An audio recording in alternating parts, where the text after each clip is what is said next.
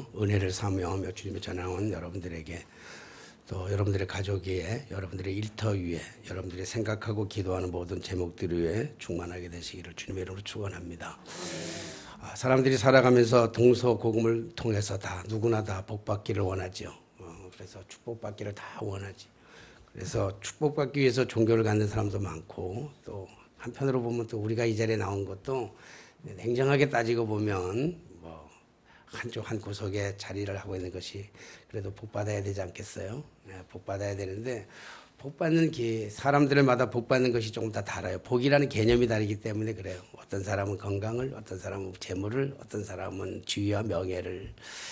사람마다 다 그 개념이 다 달라요. 원하는 것들이 다 다르기 때문에 추구하는 축복이 다 다르지만 성경의 말씀은 말씀하고 있습니다. 축복이란 시편 65편 4절의 말씀 보니까 주께서 택하시고 가까이 오게 하사 주의 뜰에 거하게 하신 사람들, 그 사람들이 복 있는 사람인 줄로 믿습니다. 그러니까 다른 복도 많지만 그러나 이 귀한 시간 해외로 나가지 아니하고 놀러 나가지 아니하고 바닷가 들러 나가지 아니하고 오늘 주님의 전을 사모하고 주님의 뜰에 거한 자들, 주님의 말씀 앞에 주님의 성전에 거한 모든 사람들이 진짜 복을 받은 사람들입니다. 그러니까 복 받은 사람들이 복을 받아요. 저주를 받으면 땅이 저주를 받죠. 그러니까 창세기에서 보면 사람이 타락하게 되고 죄를 범하게 되니까 동시에 뭐가 따라오냐면 땅이 저주를 받게 되고 그래서 엉겅퀴가 나게 되고 가시덤불이 나게 되고 그래서 사람이 수고하고 길쌈을 매야 되고 그렇게 고생을 해야 되는 거잖아요. 그러나 최초에 하나님께서 인간을 창조하실 때 그 근본적인 하나님, 죄를 범하지 않았을 때 인간의 그 형상은 노동하지 않아도 땀 흘리지 않아도 애쓰지 않아도 그래도 풍성하게 먹고 사는 그 에덴 동산의 축복이 저절로 따라오는 거죠. 그러니까 우리가 따지고 보면 도둑질 해가지고 도둑놈이 아니고 죄 가운데 있기 때문에 하나님을 떠난 인간이 죄 가운데 있기 때문에 죄인이기 때문에 도둑놈이 되는 거예요. 도둑놈이기 때문에 도둑질하는 게 아니라 도둑놈이기 때문에 도둑질하는 거죠. 죄인이기 때문에 멸망받는 거예요. 멸망받기 때문에 우리가 죄인 되는 게 아니고 우리가 죽었기 때문에 죄인이 아니고 죄인이기 때문에 사망이 우리에게 들어왔던 거죠. 마찬가지로 우리가 축복을 받는 것은 우리가 복을 받았기 때문에 저 사람이 축복의 사람이다 그렇게 얘기하는 게 아니고 복을 받은 사람이기 때문에 축복을 받는 사람이에요. 그래서 복을 받은 사람이 지금 당장에는 세상 사람들이 보기에는 복을 못 받은 것 같고 뭐 사업에 실패한 것 같고 어려운 것 같고 육신의 고통이 있는 것 같고 그런 것 같지만 복 있는 사람은 반드시 그 모든 것을 극복하여 성공의 일로 나아가게 되어 있는 줄로 믿습니다.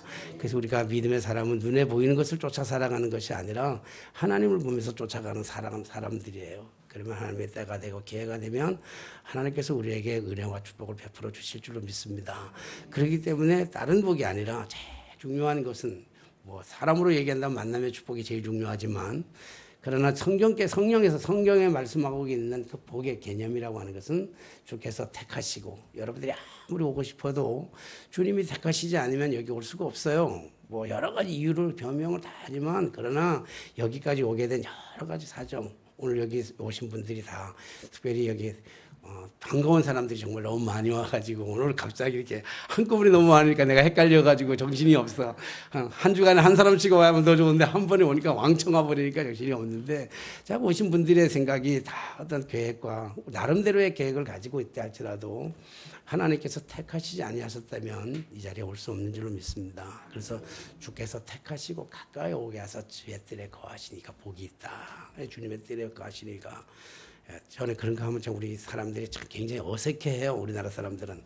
근데 그래도 남들이 보면 난 교회 가서 보니까 나는 그게 좀 좋아 보이더라고. 나도 굉장히 어색하긴 한데 그냥 좋아 보이더라고요. 그 옆 사람 보고 당신은 축복받은 사람입니다. 인사 한번 하시죠. 이미 축복받은 사람이야. 당신은 복받은 사람입니다. 복받은 사람. 진짜 우리가 복을 받은 사람을 날마다 누리면서 확인하면서 그렇게 살아가는 게 굉장히 중요해요. 똑같은 생각을 가지고 살아가는데 저는 객관적으로 보면 많은 사람들이 보면 객관성을 가지고 본다면 사실은 키도 작고 잘 못생겼어요. 가진 것도 얼마 없고 좀 부족하지만 저는 항상 제 자신을 바라볼 때마다 저는 객관성을 가지고 보지 않고 주관성을 가지고 봐요.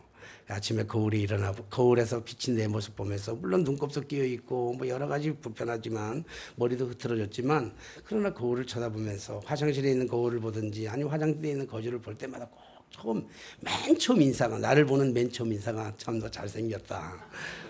그거 주관이니까 그건 내 마음이니까. 넌 그리고 항상 얘기해요. 넌 잘 될 거야. 넌 잘 될 거야. 뭐 잘 되는 일이라는 게 우리가 개념에 따라 달라요. 어떤 게 꼭 잘 되는 거라고 하는 것은 우리가 얘기할 수는 없죠. 그러나 중요한 거는 내가 가장 잘 되는 것은 하나님의 뜻에 합당한 삶을 살아가는 것이 가장 잘 되는 일이 아니겠어요? 하나님의 영광을 돌리는 일이라면 때로는 내가 고난을 받는다 할지라도 그 고난을 통해서 십자가가 하나님의 가장 큰 영광이 되었던 것처럼 지금 내게 있는 어려움과 그 고난이라 할지라도 비록 그것이 사람들이 세상 사람들이 좋아하는 다 출세의 길이고 영광의 길이고 뭐 큰 차를 타고 이런 것만이 아니라 지금 내가 서 있는 이 자리가 하나님의 영광의 길이라고 한다면 제가 목회하면서 가장 힘들었던 교회가 뭐 한 번만 더 말씀드리면 저 신설동에 있는 대광교회다가 제일 힘들었던 것 같아요. 문암교회에 있었던 저 첩첩 삼중 문암교회보다는 대광교회에 있을 때가 더 힘들었던 것 같아요. 근데 그때 한 번 엎드려서 주님 앞에 막 기도했어요. 너무 힘들다고 하나님 너무 힘드네요.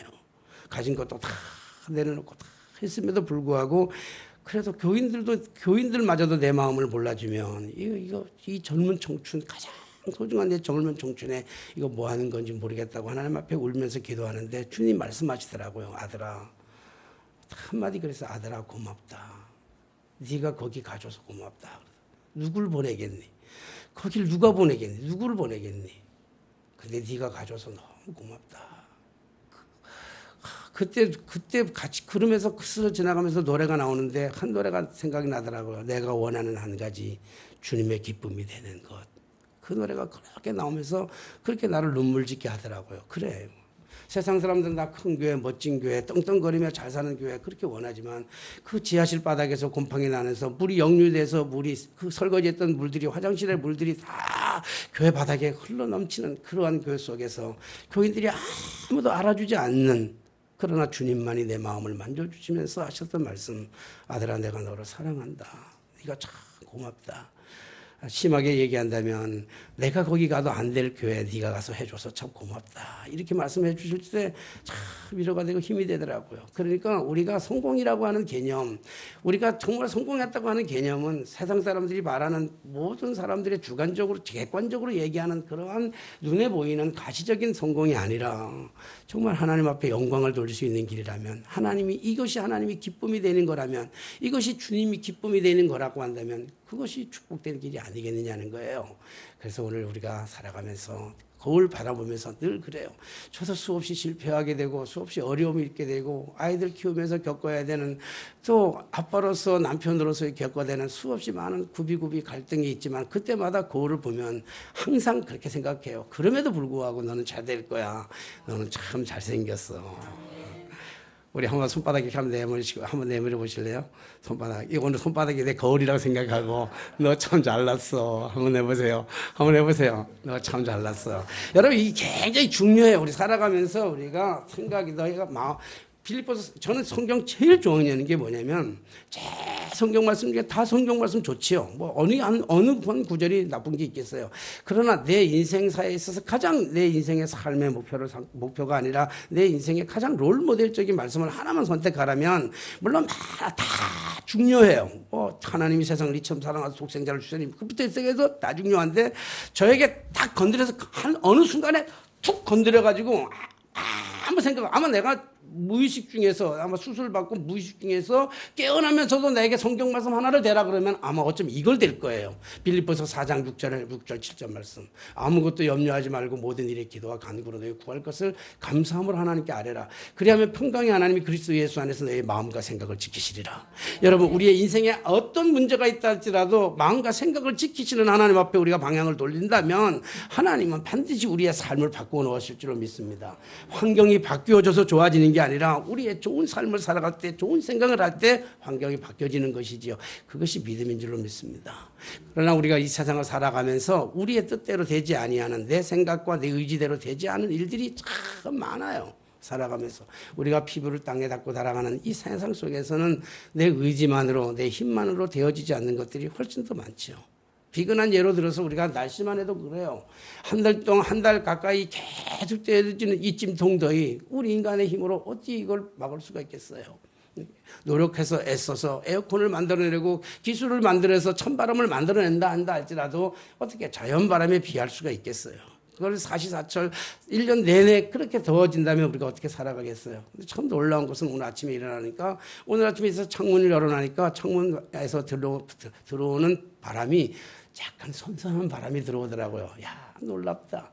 인간의 힘으로는 할 수 없는 것들이 참 많아요. 무슨 인간이 할 수 있는 게 뭐가 있겠어요. 노력한다고 되어지는 게 아니잖아요. 오늘 우리가 교회력에 따르면 우리가 드리는 이 예배가 교회력으로 보면 이거 그거예요. 남북평화통일 공동 기도주일인가? 예, 남북평화통일 공동 기도주일. 그래서 이 교회 연합회하고 이 북한 교회하고 연합해서 한 20년 전에 통일을 기원하면서 평화의 통일을 기원하면서 우리가 기도문이라도 낭독하면서 평화를 기원하자 교회끼리 해가지고 기도문을 낭독해가지고 한 20년 전부터 계속 이 주간이 되면 기도문을 낭독했어요. 근데 저는 기도문을 20년 동안 기도문을 한 번도 낭독한 적은 없어요. 통일이 된다는 것은 어떤 형식을 가지고 어떤 무슨 프로그램을 가지고 통일되는 것은 아니에요. 우리가 남북이 갈라진 것도 우리의 의지대로 되어진 것만은 아니잖아요. 오늘 기도하시는 장 목사님도 말씀하셨지만 우리가 해방된 지 73년 됐어요. 1945년 해방되면서 남북으로 갈라졌고 1950년 6.25가 일어났던 그 시점으로 따진다 그러면 우리가 68년 동안이나 우리가 남과 북으로 대치해서 살아가는데 이것이 우리의 힘으로 되어진 것이 아니에요. 통일이 된 것도 뭐죠?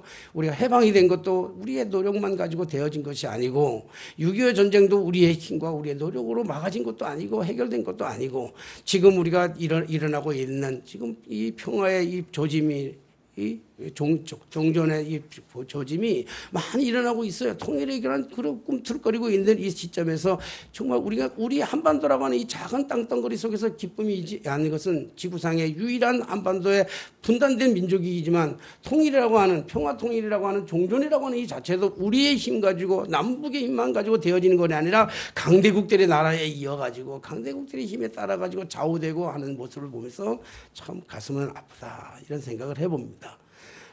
이런 생각을 하면서 오늘 특별히 이 교회 연합, 이 교회 남북평화통일 공동기도 주일 예배를 드리면서 오늘 말씀에 어떤 말씀으로 우리가 은혜를 받을까 묵상하고 기도하다가 마음이 계속 끌리는 게 오늘 본문의 말씀이 마음에 끌리는 거예요. 오늘 이 본문의 말씀을 보면서 특별히 맨 마지막 줄에 보면 그 땅에 전쟁이 그쳤더라 하는 이 말씀이 가슴에 확 와닿는 거예요. 그래서 오늘 말씀의 제목, 이 말씀을 붙잡고 기도하면서 오늘 이 말씀으로 여러분들과 함께 은혜를 나누려고 하는 것이에요.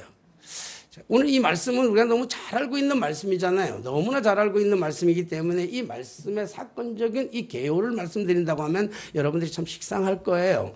특별히 우리 교회는 초신자들이 새로운 처음으로 교회 오는 초신자들이 오는 교회가 아니고 다 이렇게 헌신된 자들, 헌신발작이 아니고 충성된 자들, 헌신된 자들, 신앙생활에 오래하는 권사님, 나름대로 신앙생활을 하는 사람들이 오기 때문에 그런 사람들이 오니까 이 성경 말씀을 읽으면 당연한 것을 그렇겠느냐.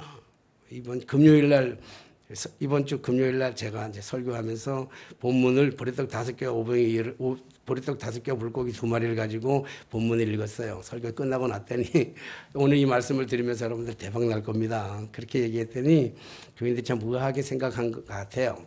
끝나고 나서 어떤 권사님이 그런 얘기하는 거예요. 목사님 솔직하게 말씀드리면 본문 읽으면서 목사님이 오늘 본문 읽으면서 대박 난다 그래가지고 저는 전혀 안 믿었어요 그러더라고. 왜냐하면 그 뻔한 얘기 아닙니까? 보리떡 5개 물고기 2마리를 가지고 5천 명이 된 사람들이 12광주 남기서 뻔한 얘기 수도 없이 들었어요. 뻔히 아는 얘기인데 근데 말씀을 다 듣고 나니까 완전한 반전이 일어난 거예요.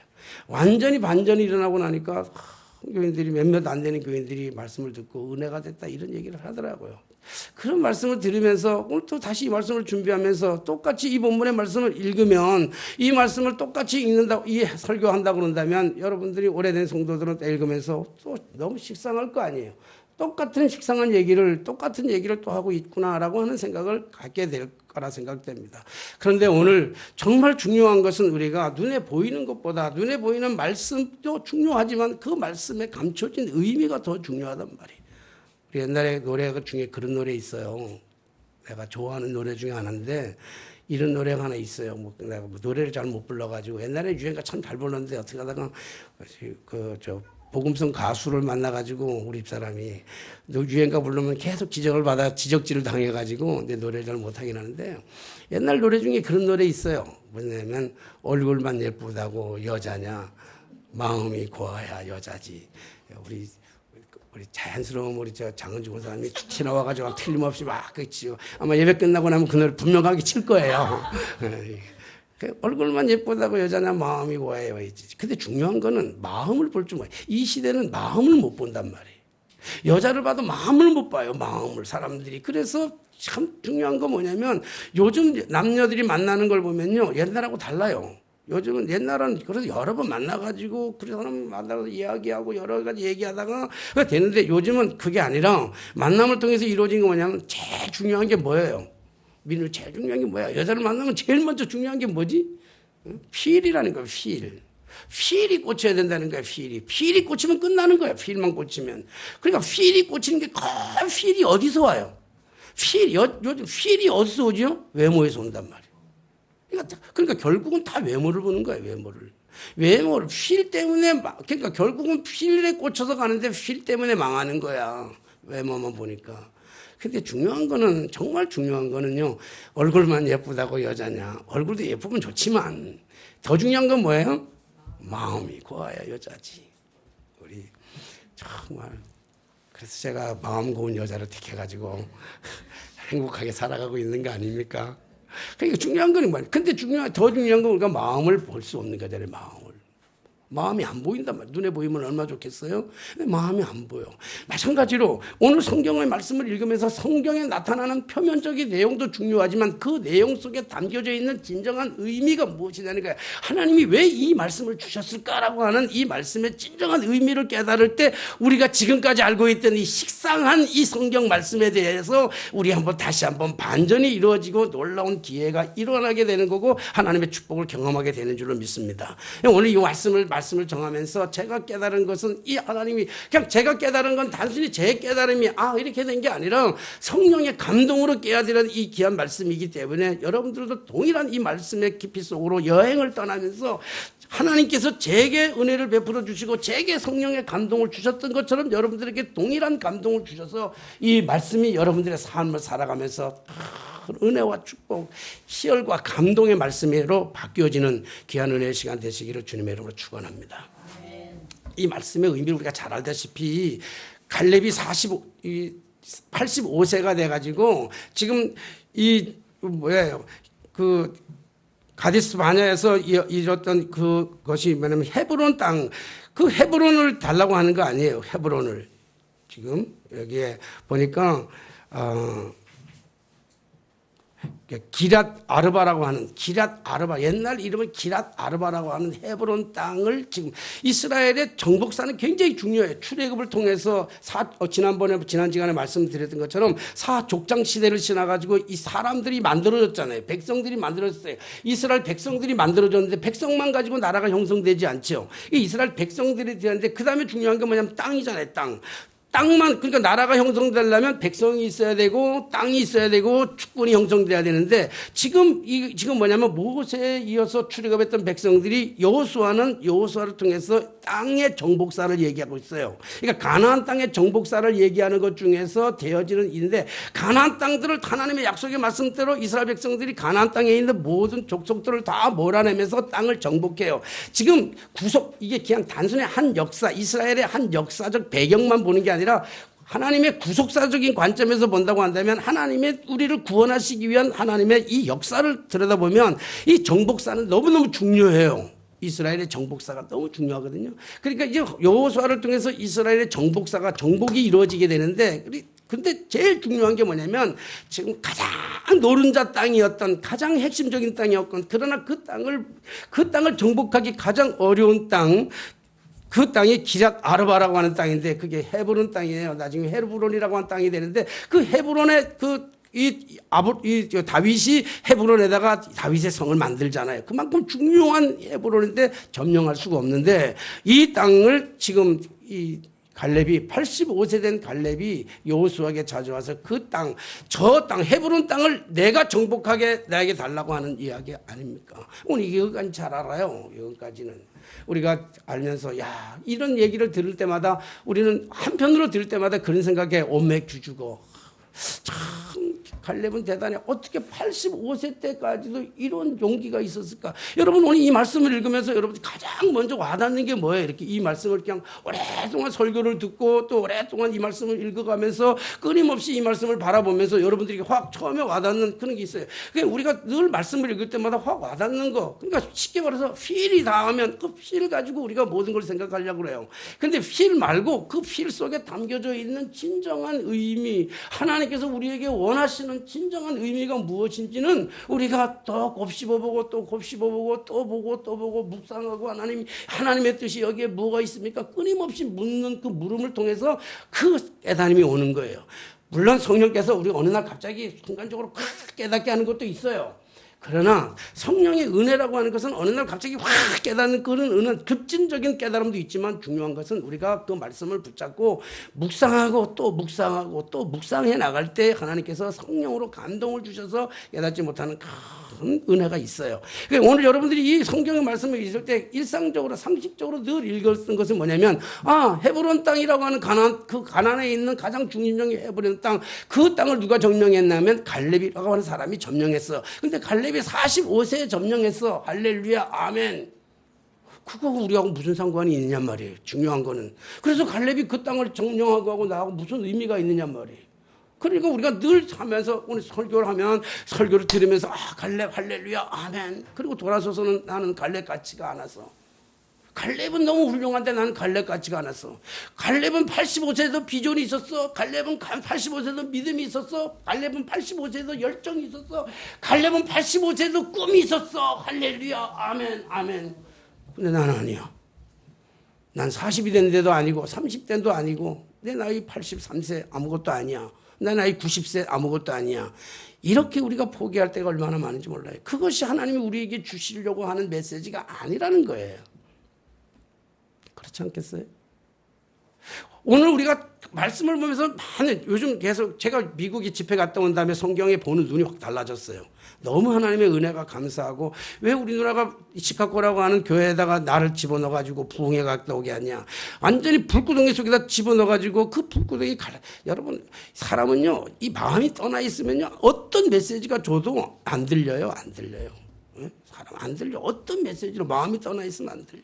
나는 그런 교회 여러 번 갔어요. 부흥회 가가지고 어떤 교회가 가보면요. 교회가 이렇게 통로가 이렇게 돼가지고 안쪽 통로 됐는데 나는 모르죠. 통로가 됐는데 이쪽 교회하고 이쪽 교회하고 완전히 원수더라고요. 어떤 교회, 우리 종로지방에 어떤 교회가 있어. 우리가 얘기는 안 하지만. 근데 통로가 이렇게 있는데 이쪽에 앉는 사람은 패가 달라. 이쪽에 앉은 사람은 또 패가 달라. 그래가지고 제가 가가지고는 모르고 했어요. 그래서 처음에 들어갈 때는 마음의 문을 열기 위해서 유모를 하잖아요. 유모하면요, 선점하는 사람이 임자야. 이쪽에서 먼저 웃으면 이쪽은 죽어도 안 웃어. 또 이쪽에서 먼저 웃으면 이쪽에서 안 웃는 거야. 그게 무슨 교회야. 그게 무슨 교회야. 여러분, 아무리 좋은 메시지가 들어가도 여러분, 요즘 와서 많은 생각을 해요. 교회 안에 이루어지는 교회 안에 많이 하나님의 말씀보다 어떨 때는 하나님보다 더 위에 있어. 자기들의 생각이 하나님의 말씀으로 자기의 생각을 깨뜨려야 되는데 자기의 생각이 꽉 차 있으면 어떤 하나님의 말씀도 들어가도 깨지지가 않아요. 견고해가지고 안 깨져. 은혜는 내 생각대로 내 맞는 대로 말씀이 내 마음대로 맞으면 아멘 하는 게 은혜가 아니라 때때는 그 말씀이 내가 들을 때만 가슴을 휘벼 파는 게 있어요. 막 가슴을. 그러면 다 휘벼 파는 게 있어.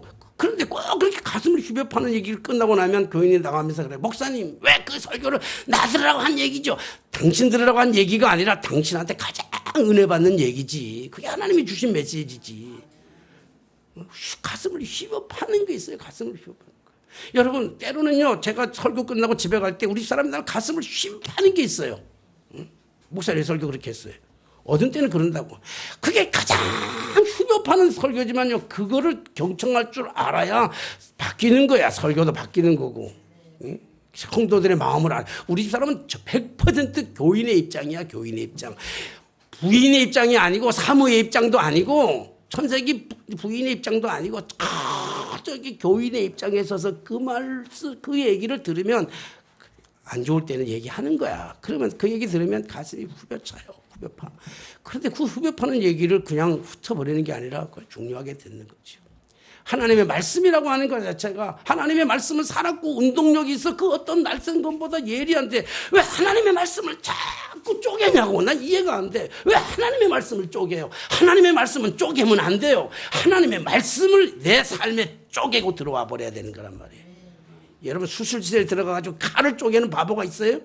날카로운 날쌘 칼을 수술실에 들어가가지고 이 메스를 자르겠다고 메스를 나누겠다고 칼날질하는 바보가 있어요? 아니에요. 메스를 가지고 내 심장을 때로는 심장을 내 골수를 찔러 쪼개면서 후벼 파가지고 문제 있는 걸 드러내야 되는 거예요. 그래서 진짜 좋은 거는 하나님의 말씀을 들을 때 가슴에 막 찌릿찌릿한 은혜로도 오지만 가슴에 막 휘벼 파는 것 같이 들려오는 그 메시지는 그야말로 진짜 은혜 중에 은혜라는 거죠. 오늘 이 말씀을 통해서 우리에게 들려오는 것은 뭐냐면 오늘 이 말씀 오늘 후벼 팔라는 건 아니야. 이 말씀을 후벼 파는 건 아니고 말씀을 묵상하면서 되어지는 것은 뭐냐면 그래 미국 갔다 와서 생각하는 것은 성경을 보는 시각이 달라졌는데 많이 달라졌어요. 그전에도 있었지만 확연하게 달라진 것은 뭐냐면 지금까지는 언제나 성경을 보면서 성경에 있는 늘 얘기하는 하나님 중심이다. 하나님 중심이라고 하면서도 이상하게 성경에 나타난 인물 중심이었어요. 설교가. 이상하게 끝나고 나면 뭔가 아쉬워. 그런데 미국 갔다 와서 미국 집회를 하면서 성도들이 서로 아픈 사람들 양쪽에 갈라져 있는 서로 아픈 사람들의 마음을 바라보면서 하나님의 입장을 생각했어요. 하나님은 어떨까? 하나님은 어떨까 생각했더니 우리가 생각할 때는 이놈은 나쁜 놈이고 저놈은 좋은 놈이고 저놈은 나쁜 놈이고 저놈은 좋은 놈이라고 생각했는데 하나님의 보시기에는 다 내 딸이고 내 아들이더라고요. 다 하나님이 내 딸이고 내 아들이야. 우리가 생각할 때. 그래서 우리가 생각할 때 자꾸 이 말씀을 읽으면서 이 갈렙이의 위대한 신앙이 자꾸 보였어요. 그래서 우리도 지금까지 알게 모르게 뭘 얘기했냐면 갈렙과 같은 신앙을 가져라. 이렇게 얘기를 했어요. 그러면 갈렙과 같은 신앙이 없는 사람들은 교회 오면 온맥기 죽어요.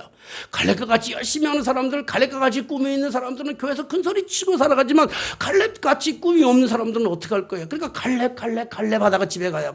갈렙 가서 집에 가다가 갈릭을 사 먹든지 그렇게 한다고. 응? 근데 그게 아니라 갈렙이 우선인 게 아니라 하나님이 어떠셨냐고. 하나님이 어떤 분이셨냐라고 하는 사실에 대해서 더 묵상했어요. 그랬더니 오늘 두 가지가 확 들어오는 거예요. 두 가지. 오늘 갈렙의 말 속에서 갈렙의 행동 속에서 두 가지가 확 눈에 들어오는데 오늘 짧은 시간 동안에 이 두 가지 이미 다 말씀드렸지만 이 짧은 시간 동안에 이 두 가지 말씀을 은혜를 가지고 오늘 우리가 하나님이 우리를 어떻게 하실 것인지에 대해서 다시 한번 기대를 갖는 축복의 시간 되시기를 주님의 이름으로 축복합니다. 첫째 오늘 말씀해 보면 온전히 쫓았더라. 그런 말이 있어요. 온전히 쫓았더라. 그렇죠? 14절 말씀해 보니까 자, 14절 말씀 14절 한번 읽어볼래요? 시작.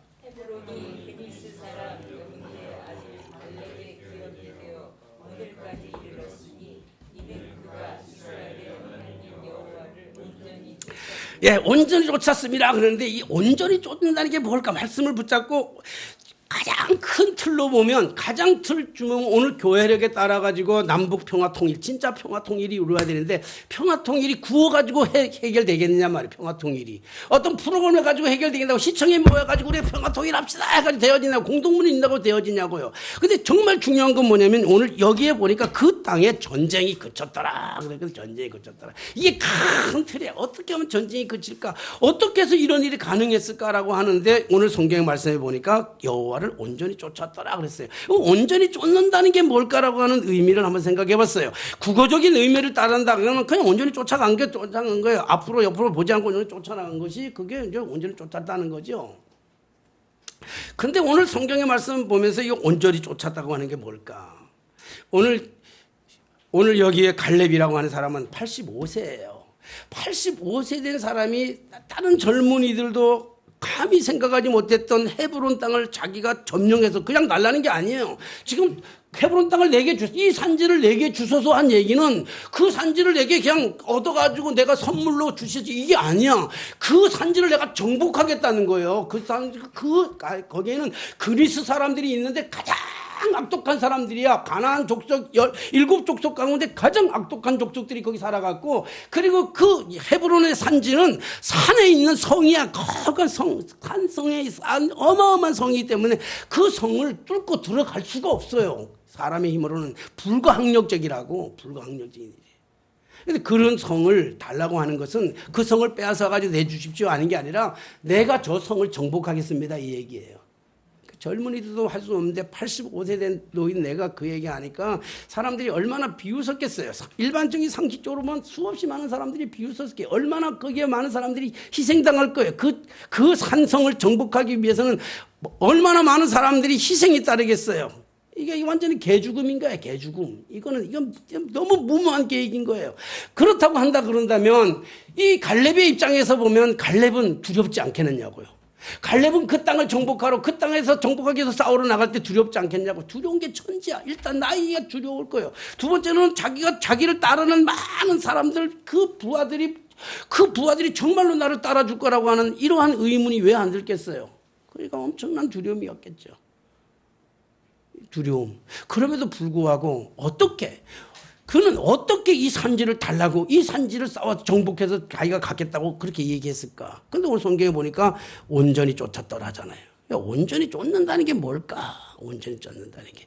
이 온전히 쫓는다는 게 뭐냐면 다름이 아니라 그가 온전히 쫓을 수 있었던 것은 하나님이 그와 함께 하셨기 때문에 그러는 거예요. 40년 전에 그가 어디 가서 봤냐면 그가 40년 전에 40 나이에 가데스 바네아에서 이 모세가 12명의 정탐꾼을 보내서 가나안 땅을 정탐하고 돌아올 때 그때 만났던 그 하나님께서 반드시 이 땅을 너희들에게 주시겠다고 말씀하셨던 그 하나님의 말씀을 부여잡고 살아갔는데, 이 온전한 것은 갈렙이 온전한 것이 아니라 하나님이 온전하심이에요. 하나님이 온전하셔서 하나님이 다 함께 계셨단 말이야. 한 번도 떠나가지고 그가 어떤 삶을 살아갈 때도, 고통의 순간에도, 아픔의 순간에도, 절망의 순간에도, 병든 순간에도 하나님은 한 번도 떠나지 아니하고 항상 그와 함께 하셨기 때문에 그가 온전해질 수 있었다는 거예요. 그가 온전한 사람이 아니라 하나님의 온전하심이, 하나님의 그 함께 하심이 항상 떠나지 않았어요. 사랑하신 여러분, 우리가 인생 살아가면서 언제가 제일 힘듭니까? 언제가 제일 힘들다고 생각합니까? 우리 누나 미국 갔더니 우리 누나 참 남들이 보기에 참 남부럽지 않은 집에서 살아요. 큰 저택에다가 뭐 아다시피 수영장도 있는 데다가 뭐 자동 수영장이야. 그리고 여름에 더운데 추워서 자지 못할 만큼 에어컨을 빵빵 틀고 가는 그런 누나네 집이에요. 돈도 잘 벌고. 그런데 누나도 그래요. 가시가 하나 있어가지고 큰 아들 문제 때문에 자식인데 그 가시 요거 하나만 빠졌으면 좋겠는데, 요거 하나만. 남들이 보기에는 정말 작은 가지. 왜냐하면 남들의 집에는 어려운 게 너무 많으니까. 우리 누나네 집보다는 남들의 집 주변에 보면 어려움들이 너무 많으니까. 제가 가서 미국 보니까 너무 미국 사람들이, 이민 사람들이 너무 불쌍해. 제가 보기에는 그 사람들이 보기에는 내가 조그만 교회니까 불쌍하게 보일지 모르지만 나는 그들이 너무 부해. 아무리 큰 집에 살아도 불쌍하게 보이더라고. 아무리 성공의 딸들은 불쌍하게 보여. 물론 한국에서 무슨 큰 회사에서 그걸로 지회사로 가신 사람들 말고 거기서 돈을 벌어가지고 아직도 미국이라고 하는 사회 속에서 인종차별받는 세상 속에서 미국 사람들이 여전히 한국 사람들을 무시하는, 성공했다 할지라도 무시당하고 있는 그 세상 속에 살아가는 그들의 가슴을 보면서 참 안타깝더라고요. 그러니까 우리 누나가 그런 얘기해요. 오는데 내 손에 가시 너무 작은 가시인데, 남들이 보기에는 너무 적은 가시인데 이 가시가 까지락까지락 아프대. 너무 아프대. 그게 너무 아프다. 하기야 그렇지요. 뭐 누가 제일 아프겠어요. 내 손 밑에 가시가, 손톱 밑에 내 가시가 제일 아프지 뭐 남들이 하면 죽든 말든 무슨 게 아프겠어요. 그러니까 우리가 살아가면서 참 힘든 건 많아요. 근데 여러분, 여러 가지 힘든 일이 많은데 힘든 것 중에서 가장 힘든 일이 뭐겠어요? 가장 힘든 일이. 사업에서 망한 게 가장 힘들겠어요? 남편을 일찍 보낸 사별의 고통이 가장 큰 아픔이겠어요? 자식의 문제가 취직이 안 돼서 매일같이 밥벌이 하는 것도 안 돼가지고 정말 라면 한 끼로 먹는 자식의 모습을 보면서 풀려가지 않는 자식의 모습 보면서 결혼해야 될 아이 결혼할 시기는 다 됐는데 아직도 결혼도 못하고 집 한 칸이 없어서 결혼 못하는 그 자식을 바라보면서 그것이 가장 힘든 거겠어요. 여러분 사람마다 다 다르겠죠. 뭐가 제일 힘들겠어요? 가장 힘든 거. 뭐 다 많죠. 힘든 거. 근데 진짜 힘든 거는 여러분 진짜 힘든 건 그거 다 하지만 진짜 힘든 거는 돌아보는데 내 옆에 하나님이 안 계신 것 같은 그때가 제일 힘든 거예요. 하나님이 안 보여. 하나님이 안 보이는 거야. 내 이 어려운 상황 속에서 하나님이 안 계신 것 같아. 하나님이 죽은 것 같아요. 그래서 신은 죽었다 그랬잖아요. 하나님이 안 계시고 하나님이 죽은 것 같을 때 오는 고통이 가장 큰 고통이라고요. 어떤 어려움도 하나님이 옆에 계신 것 같으면 하나님이 보이면 희망이에요. 오늘 갈렙이 온전하게 하나님을 쫓아갈 수 있었던 것은 그의 삶에 매일같이 밝은 날만 비었던 것이 아니에요. 매일만 좋은 것이 있었던 것이 아니에요. 매일같이 화려한 것이 좋은 음식만 먹었던 것이 아니라 그가 온전히 쫓을 수 있었던 것은 언제나 돌아보면 그 자리에 하나님이 계셨단 말이에요. 45년 전에 나와 함께 하셨던 하나님, 45년 전에 내게 비전을 주셨던 하나님, 40대에 주셨던 그 하나님, 그 하나님이 85세에도 변함없이 45년간 변함없이 옆에 계셨어요. 그게 희망이에요. 그게 꿈이에요. 그게 온전히 따를 수 있었어요. 45년간 하나님은 한 번도 떠나간 적이 없으셨어요. 사랑하신 여러분, 하나님 우리를 떠나간 적이 한 번도 없는 줄로 믿습니다. 지금 오늘 고통에 숨쉬고 있는 고통의 순간 속에서도 하나님은 여전히 내 곁에 계셔요. 그래서 내가 참 좋아하잖아요. 내가 찬양 하나 불러봤으면 진짜 좋겠어. 하나님 한 번도 나를 실망시킨 적 없으시고 언제나 공평과 은혜를 나를 지키셨네. 난 그 노래 부르면 왜 좋은지 2절이 더 좋아. 2절이 지나온 모든 세월 돌아보아도 그 어느 것 하나 주의 손길 안 미친 게 전혀 없네. 지금은 모르는데 지나고 나니까, 그때는 몰랐는데 지나고 나니까 하나님이 함께 계셨어요. 이게 오늘 이게 갈렙의 고백이야. 온전히 쫓았더라. 온전히 쫓았더라. 온전히 쫓는 자들에게는 꿈도 희망도 빼앗아갈 수 없는 줄로 믿습니다. 여러분들이 하나님 사랑하는 사람들이야. 하나님이 여러분을 선택했어요. 내가 하나님을 선택한 게 아니야.